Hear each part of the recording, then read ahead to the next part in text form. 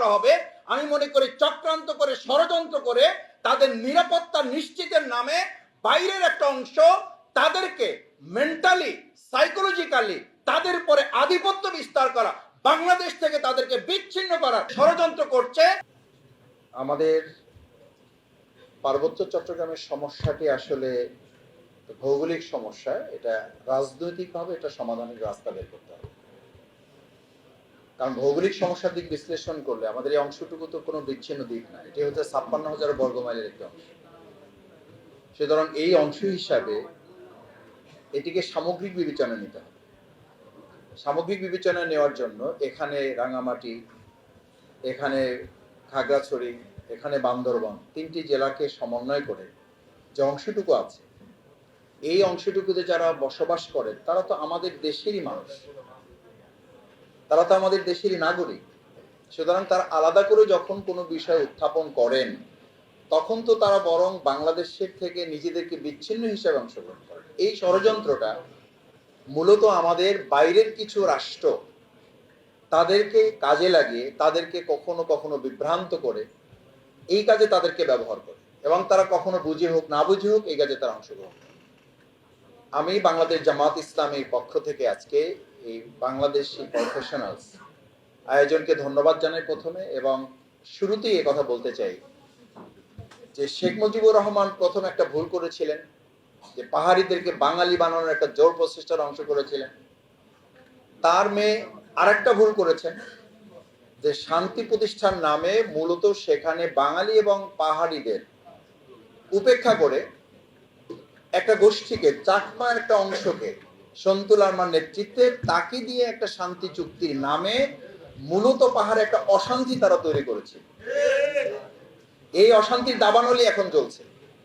আমি আজকে প্রথমে অনুরোধ করব যে নতুন যে সংবিধান আসছে বা আসবে, সেখানে আমাদের এই শান্তি চুক্তি বাতিল করে আমাদের সংবিধানে স্পষ্ট উল্লেখ করা আছে ৩৬, ৩৭, ৪২ নম্বর ধারায় সেখানকার অধিবাসীদের যে ভোগ করার অধিকার, অংশগ্রহণ করার অধিকার, অবস্থান করার অধিকার এবং নাগরিক হিসেবে তাদের স্বীকৃতি, সেই স্বীকৃতি যেন সেখানে চূড়ান্তভাবে বাস্তবায়ন করা হয়, সেটি নিশ্চিত করার জন্য আমরা বর্তমান তত্ত্বাবধায়ক এই নির্দলীয় নিরপেক্ষ সরকার, ইন্টারিম গভর্নমেন্টকে আমরা অনুরোধ করতে চাই এবং তাদের কাছে আহ্বান জানাতে চাই।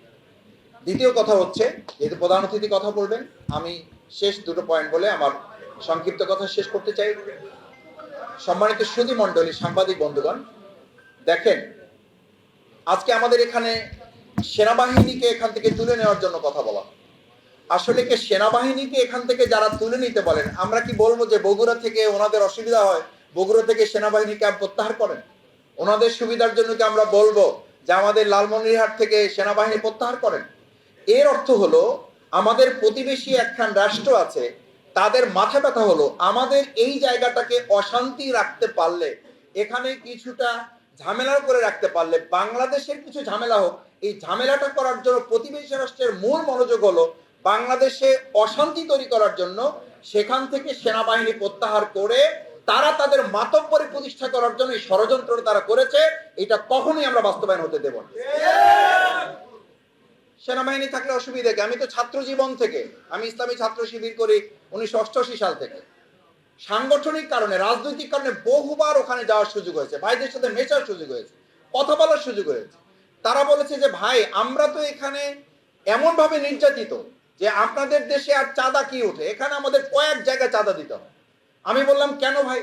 বলছে যে প্রশাসনের কাছে, আমাদের এখানে কর্তৃত্ব আছে তাদের কাছে, এখানে স্থানীয় নেতা আছে তাদের কাছে, এখানে আবার বাইরে থেকে কর্তৃত্ব করে তাদের একটা অংশ আছে তাদের কাছে। আমরা পরিষ্কার বলি, এখানে বাঙালি এবং পাহাড়ি উপজাতি যারা আছেন তাদের ভবিষ্যতে এমন নিরাপত্তার ব্যবস্থা আমাদের সংবিধান করবে যাতে বাংলাদেশের একজন ঢাকার নাগরিক যে সুবিধা ভোগ করে, আমাদের পাহাড়ি বাঙালি উপজাতিরা সমান সুবিধা ওখানে তারা ভোগ করে। আমাদের ঢাকার একজন নাগরিক এখানে 10 তলায় থেকে যে নিরাপত্তা পাবে, আমাদের পাহাড়ি বাঙালিরা আমাদের সংবিধানে একই নিরাপত্তা তাদের সেখানে নিশ্চিত করা হবে।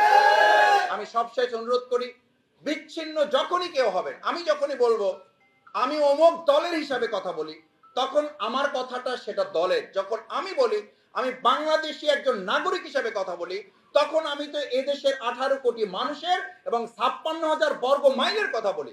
আমরা বলবো যে আমাদের ওখানে 5,093 বর্গ মাইল, এটা না, বরং 56,000 বর্গ মাইলকে একত্রিত করে আমরা বাংলাদেশের নিরাপত্তা নিশ্চিত করতে পারলেই পাহাড়ি, বাঙালি, উপজাতি সকলে নিরাপত্তা নিশ্চিত হবে। আর যখনই তাদের আলাদা করা হবে, আমি মনে করি চক্রান্ত করে, ষড়যন্ত্র করে তাদের নিরাপত্তা নিশ্চিতের নামে বাইরের একটা অংশ তাদেরকে মেন্টালি, সাইকোলজিক্যালি তাদের উপরে আধিপত্য বিস্তার করা, বাংলাদেশ থেকে তাদেরকে বিচ্ছিন্ন করার অংশ হিসাবে যে ষড়যন্ত্র করছে, আগামী দিনে এমন সরকার জনগণের নেতৃত্বে প্রতিষ্ঠিত হবে, এই সমস্ত চক্রান্ত ষড়যন্ত্রের সমুচিত জবাব দিয়ে বাংলাদেশি নাগরিকের যেমন অধিকার হবে, তাদেরও নাগরিকত্ব নিশ্চিত আমরা করবো ইনশাআল্লাহ।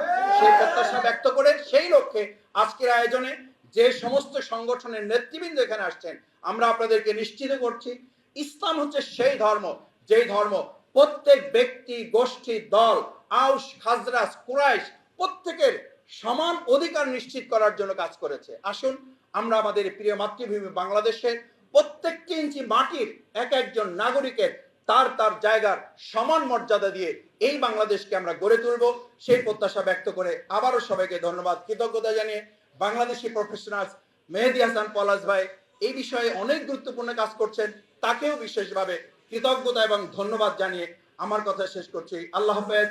বাংলাদেশ জিন্দাবাদ। বাংলাদেশ।